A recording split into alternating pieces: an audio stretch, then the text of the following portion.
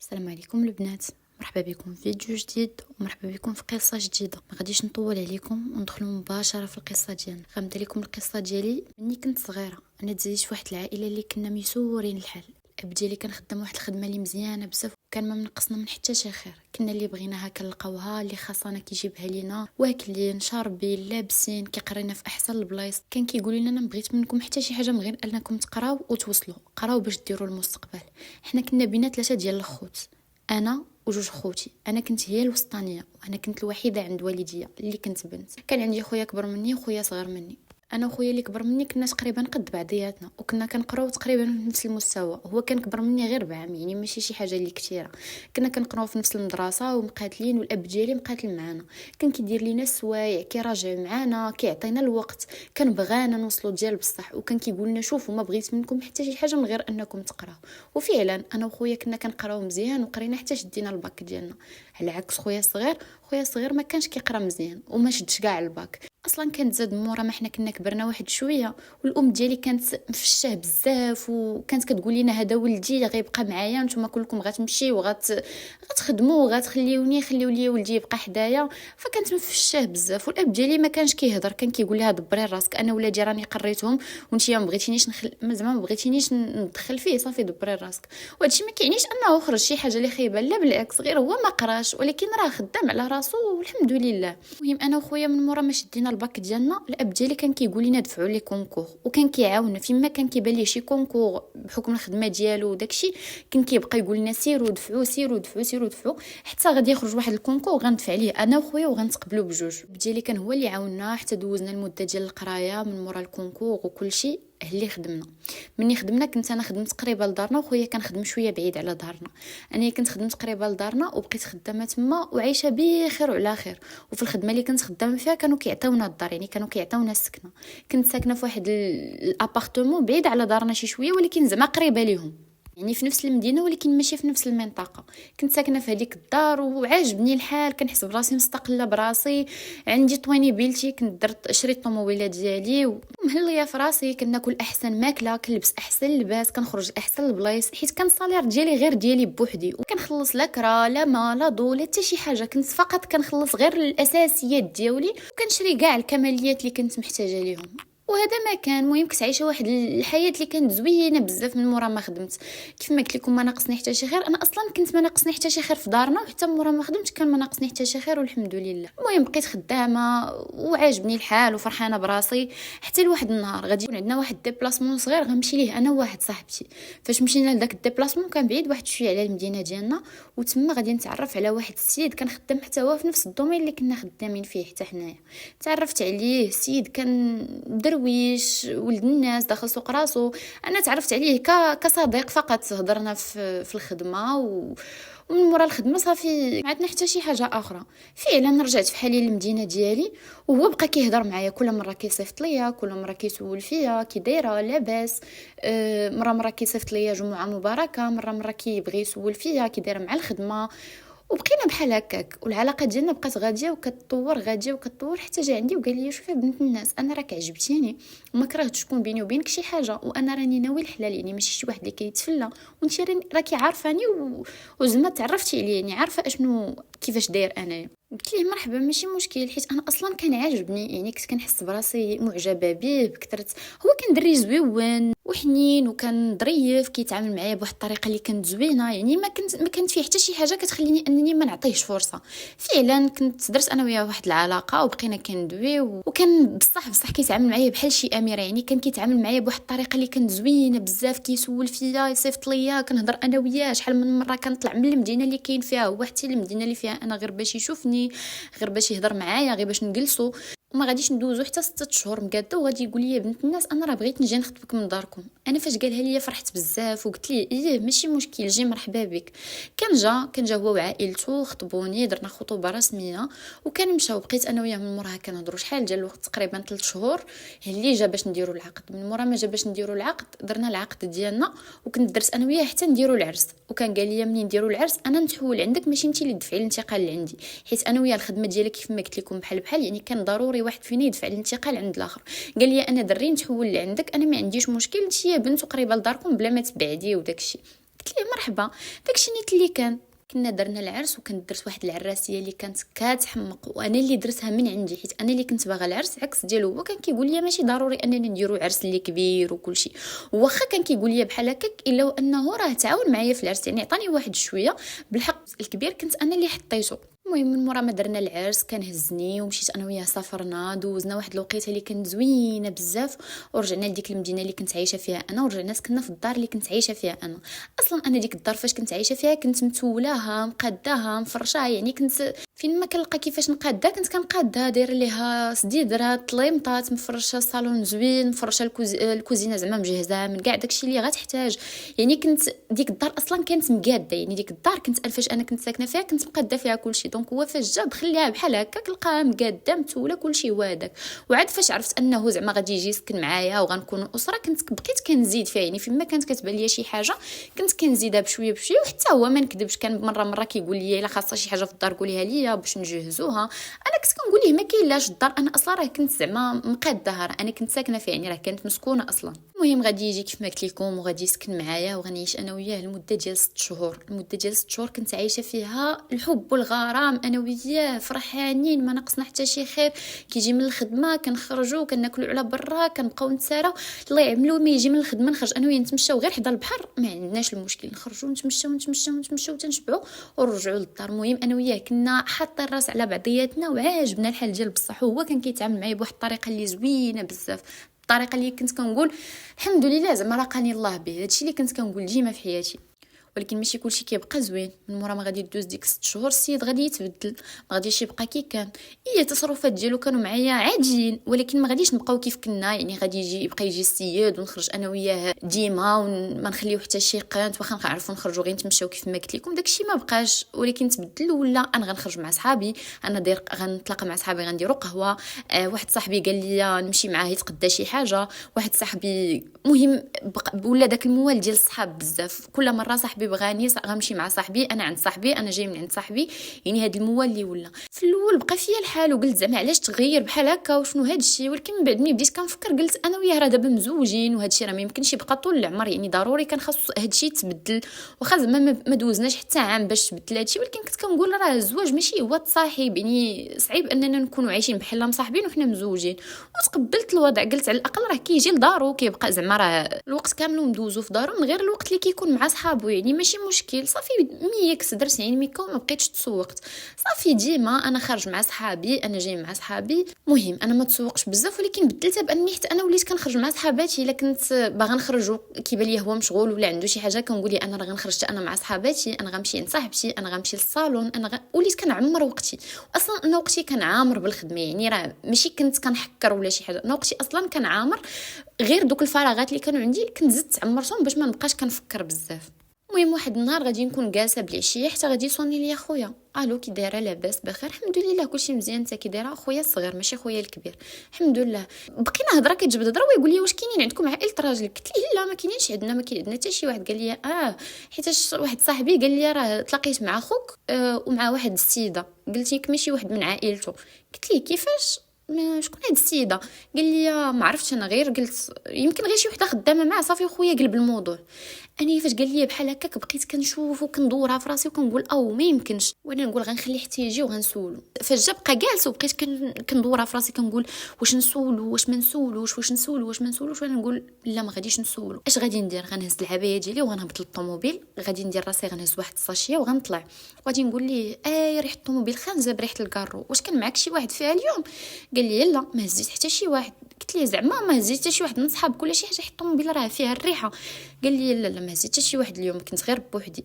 الطوموبيله راه طوموبيلتي باش نصحح لكم، الطوموبيله راه كانت طوموبيلتي، هو راه ما كانش عنده طوموبيلتي هي باش كان كيديبلاصا. الا كان غادي عند شي واحد انا كنكون جالسه غير في الدار كيقول لي راه غنهزها، كنقول ليه ماشي مشكل، يعني ما كنحتاجهاش صافي كنخليها ليه. فاش قال لي بحال هكاك بقيت كنفكر كنقول زعما كيفاش قال لي ما كان معاه حتى شي واحد. دام شكون هذيك اللي كان شكون كان شي وحده خدامه معاه ولا شي حاجه، راه كان غيقول لي راه وصلت غير فلانه ولا، يعني ما غيخبيش عليا. زائد هادشي كامل اللي انا ما عندوش العيالات في الخدمه اللي غادي يقدر يوصلهم ولا ما كاينش.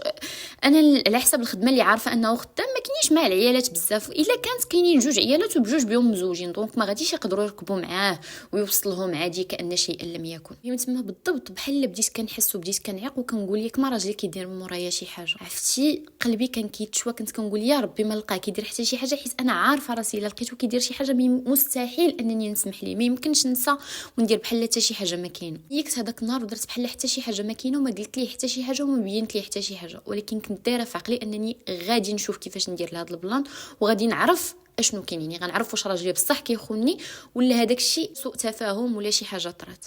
المهم رد ليه البال اكثر وغادي نكتشف ان راجلي فاش كيبغي يخرج كيبقى يلبس ويتقاد ويتريح اللي كيخرج، وكيبقى يرد البال بزاف لراسو وكيخرج ديما، يعني ديما كيخرج في واحد الوقت محدد، يعني كيجي من الخدمه كيدخل كيدوش كيتقاد كيخرج كيمشي باش يتلاقى مع صحابو، فهمتي يعني بحال هكا كان البروغرام ديالو.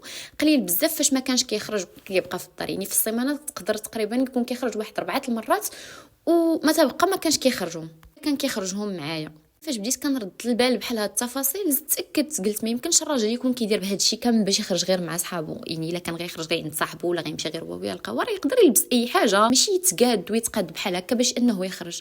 صافي بقيت كنفكر شنو غادي ندير وهي طيح في بالي واحد الخطه. قلت غادي نتسنى حتى شي نهار يكون زعما يعلمني انه خارج وغادي نقول ليه انني راه غادي نمشي غير للصالون مثلا وغادي نتبعو من اللور. وفعلا داكشي اللي كان قال لي انا اليوم راه غادي نخرج غنمشي نتلاقى مع صاحبي وغنتفرجوا في الماتش. هو اصلا فيما كان كيبغي يبين كنت كيقول لي غنمشي نتفرج في الماتش، كاين حكا هذا الماتش غنتفرج انا وياه في واحد الماتش ماتش وانا ما كنركزش بزاف مع داكشي، فكنقول له راه بصح السيد غادي يتفرج غير في الماتش. صافي قلت ليه هو عادي انا يا غنمشي للصالون. قال لي واش غتحتاجي الطوموبيل؟ قلت ليه لا ما غنحتاجهاش غنمشي للصالون نقاد ضفاري دونك غنبقى واحد المده طويله تقدر تخليها عندك وملي تكون جاي طرقني. قال لي صافي انا منين نكون جاي غنصوني لك الا كنتي باقا تما غنطرقك. قلت ليه صافي بالعني تبتو بديك القضيه ديال مني تكون جاي طرقني زعما راه انا بصح غادي للصالون. فعلا خليتو حتى لبسو تقاد وانا نلوح عليا عبايتي وخليتو غير خرج وانا نتبعو ديك الساعه غير ركب في الطوموبيل وانا نشير للطاكسي. طلعت سبحان الله ربي فاش كيبغي يفضح شي واحد راه غير غنشير للطاكسي غيوقف. اصلا ديك البلاصه اللي كنت ساكنه فيها كانت بلاصه اللي كانت عامره بزاف، يعني رواج يعني كانوا فيها الطاكسيات وكان كل شيء. شيرت للطاكسي طلعت قلت ليه تبع لي ديك الطوموبيل. الطاكسي في الاول ما بغاش، قلت ليه عافاك تبعها لي راه طوموبيلتي هذيك وكذا. المهم مول الطاكسي تا هو ما عكسش وتبع لي الطوموبيل. بقى غادي من موراها غادي حتى غنفوتوا دارنا بواحد 15 دقيقه تقريبا حتى 20 دقيقه، وغادي يوقف راجلي في واحد البلاصه غيوقف غيبقى جالس في الطوموبيل كيتسنى تقريبا ديك 10 دقائق اللي بقى كيتسنى. شويه كتبان لي واحد البنت جايه هي جايه تركبات في الطوموبيل وديمارا وزاد. انا بقيت غير كنشوف قلت لمول الطاكسي تبع ليا عاوتاني ديك الطوموبيل زعما زيد تبعها. الطاكسي حتى هو كمل تبعها هما غيوقفوا فين غيوقفوا في باركينغ، ماشي باركينغ ديال شي قهوه ولا باركينغ ديال شي حاجه، يعني باركينغ غير ديال الطوموبيلات جا في واحد البلاصه كيتحطوا فيه غير الطوموبيلات، يعني بنادم كيحط طوموبيلته تما وكيمشي كيضرب واحد المسافه الا بغى يمشي مثلا للقهوه ولا عامر غير بالطوموبيلات ما فيه حتى شي حاجه. غادي يدخل غير باركي في داك الباركينغ غنبقى كنتسناها هو غيخرج والو ما خرجش نهائيا بقاو في الطوموبيل. وانا نخلص مول الطاكسي قلت لي صافي تقدر تمشي. هبط بشويه كنشوفو جالس بويا في الطوموبيل غنمشي حتى غنوقف عليه غنحل عليه باب الطوموبيل وغنقول ليه تبارك الله عليك. السيد فاش شافني بحال الا ضربتيه بالقرطاس بحال الا نزلتي عليه ما عرف مازال اشنو يقول ولا اشنو يدير. قال لي شنو كديري هنا؟ قلت ليه راه انت اللي شنو كدير هنا؟ انا الا كنت واقفه حداك راني واقفه بوحدي، اما انت راك جالس مع وحده شكون هادي؟ بقى كيشوف قال لي لا راه فهمتي غلط. قلت ليه اشنو اللي فهمت غلط؟ شرح لي اشنو هذا الموقف اللي انت محطوط فيه. الا تقبلت الشرح ديالك تبارك الله، ما تقبلش راه غادي نعرف شنو غادي ندير. قال لي لا هاد السيده بغاتني غير نعاونها. قلت ليه فاش بغاتك تعاونها؟ قال لي ما غاديش تفهمي. قلت ليه كيفاش ما غاديش نفهم؟ قال لي شي حاجه في الخدمه. قلت ليه واش الخدمه اللي خدام فيها انت ما خداماش فيها انا؟ راه نفس الحاجه. شكون هاد السيده؟ اشنو بغات؟ محتاجاك تعاونها فاش؟ بقى كيدخل ويخرج في الهضره وما عرف اشنو يقول ولا حمر وهي كتقول لي شكون هادي ويلي شكون هادي. انا بكثرة الصدمه ما بقيتش هضرت. صافي مني قلت ليه ديك الهضره مشيت زدت وخليته كيعيط ليا فلانه ما شفتش من مورايا نهائيا. خليته جالس هو وياها. عاودت مشيت للشارع قبضت طاكسي نيشان للدار. فاش دخلت للدار اول حاجه درتها اني مشيت لبيت الناس جبت لافاليز وجمعت ليه حوايجو كاملين كندور على الدار بحال شي طرومبيه، فين ما كتبان لي شي حاجه ديالو كنلوحها في ديك لافاليز، فين ما كتبان لي شي حاجه ديالو كنلوحها في ديك لافاليز. كنت جمعت ليه جوج لي فاليز بالحساب، وحده كبيره وحده صغيره، باقا عاقله عليهم لحد الان. وبقيت كنتسناه يجي. السيد تعطل تقريبا واحد الساعه ونص من مورا ما دخلت انا للدار. اللي جاي السيد بشويه عليه حل الباب، دخل لقاني جالس، شفت فيه بحال هكا وشاف فيا. قلت ليه تعطلتي؟ قال لي لا، قلت ما ندخلش بكري باش نخليك حتى تبردي باش نتفاهموا ما نوقعوش في الغلط. وانا نقول ليه ايوا على سلامتك. حط هذوك السوارت ديال الطوموبيل، راهما لي فاليز ديالك، زوم والله يعاونك. بقى كيشوف فيا، قال لي اش كتخربقي؟ قلت ليه كيف ما سمعتي، السوارت تاع الطوموبيل حطهم حيت طوموبيلتي هذيك، هز حوايجك وخرج عليا. قال لي واش انت مسطيه وفين بغيتيني نمشي؟ واش غنخرج دابا في هذا الليل؟ فين بغيتيني نمشي؟ قلت ليه ماشي سوقي، انا ماشي سوقي، هذاك سوقك، هز حوايجك وسير. قال لي لا، هادشي اللي كتقولي ما كاينش. قلت ليه شوف، انا دابا قلت لك هز حوايجك وخرج، بغيتي تمشي تدعيني سير دعيني، بغيتي تمشي تقولها الخدمه ديالنا سير قولها ليها، دبر راسك. المهم حوايجك كيتهزو وخرج عليا. هادشي اللي كنعرف. الدار فاش جيتي لقيتيني انا اللي ساكنه فيها، ماشي انت اللي كنتي ساكن فيها. السيد قال لي وبلاتي غير نهضروا، بلاتي غير نتفاهموا. قلت ليه شوف، هز لا فاليز ديالك خرج عليا. قال لي شوفي، انا غنهز حوايجي وغنمشي غير باش نخليك ترتاحي، ولكن راه باقي ما ساليناش، انا خاصنا نهضروا. قلت لي واخا ان شاء الله، هز حوايجك وسير. هز لي فاليز ديالو جرهم، خرج، سديت موراه الباب وجلس. كان بكي بصح ربي عطاني ديك القوه باش ندير بحال هكاك، ولكن راه بقى فيا الحال. ما كنتش متوقع انه يغدرني ولا يخونني ولا انني نجري عليه ولا انني نبقى بلا بيه. انا راه بصح درت بحال هكا، ولكن انا راه كنت كنبغيه، راه ماشي ما كنتش كنحس بحتى شي، راه كنت كنبغيه، راه كان راجلي. غادي يدوز الوقت غير حتى الغد ليه غادي نمشي سوغ بلاص اللي عند المحامي. كي غادي نفيق غادي نسالي الخدمه، غنمشي عند المحامي. كنت معيطه ليه في التليفون، دخلت عنده قلت ليه عافاك، شنو بغيت؟ انا بغيت نطلق من هذا السيد، ما بغيت حتى شي حاجه، ما بغيت لا حقوق لا والو، غير طلقني منه. قال لي واش طلاق اتفاقي؟ قلت ليه انا ما عرفتش واش هو غيتفق ولا ما غيتفقش، المهم انا بغيت نطلق، متنازله على كل شيء، طلقني. قال لي المحامي واخا واعي عليه. مشيت للدار، لقيته واقف حدا باب الدار كيتسنى فيا. خلينا نهضروا. قلت لي انا دابا ما قداش نهضر، عافاك الله يعطيك الخير، بغيت غير ندخل نتسكى صافي، انا دابا ما قداش نهضر. مشى وخلاني، طلعت للدار تسكيت. صيمانه وانا كنبكي وهو كيصيفط ليا في لي ميساج وكيصوني ليا وكيصيفط ليا وكيصوني ليا والو ما كنجاوبو، ما كندوي معاه. كنمشي للخدمه بزز وكنرجع، ملي غادي يدوز الثمن ايصوني ليا بعدا ما غاديش نجاوبو، غادي يجي عندي للدار كيدق. حليت ليه قلت ليه نعم. قال لي اش هادشي وصلني؟ هز في يدي الورقه. قلت ليه اشنو؟ ورقه ديال المحكمه طالبه اطلاق. قلت ليه واش وصلت؟ قال لي شنو هادشي؟ قلت ليه ايوا نتلاقاو في المحكمه. قال لي واش انت مسطيه؟ واش انت مريضه؟ انا كان كيسحب لي واش غير كضحكي؟ وشوفي راه هادشي كيتحل وانا غلط درتو. قلت ليه ما بقاتش وحده بغاتك انك تعاونها ولا غلط درتي؟ قال لي شوفي انا والله حتى كنبغيك وباغي نكمل معاك حياتي، وانا غير غلط درتو والله ما غيتعاود، وسمح لي غير هاد المره.